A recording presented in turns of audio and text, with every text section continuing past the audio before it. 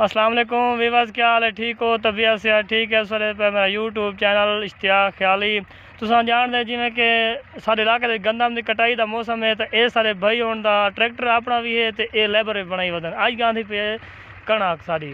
तो अस इन्हों को पुछते हैं कि क्या माहौल है, क्या सिस्टम है, कणक ज कितनी बोरियां एवरेज आती पई है? तारिक भाई ये दसो क्या एवरेज आती पई तुसां जो गहें दे वधे वे?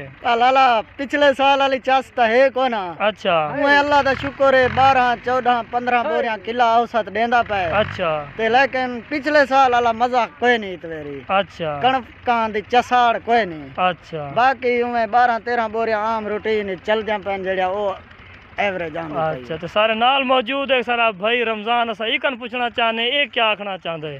भाईजान ठीक है, पिछले साल वाली चास है को ना। अच्छा, इस साल बस 15 16 बोरियां तक किला खड़ गए। अच्छा, किथे किथे जिस हवा दा रुख बोरियां किला ढाला पाए। अच्छा, जे हवा का चक्कर लग गए। हवा दा चक्कर लाजमी है। अच्छा, इंशाअल्लाह अल्लाह मेहरबानी करे। अच्छा, ये मैं के द्वारा जी मैं के हई खत्म तो सब जो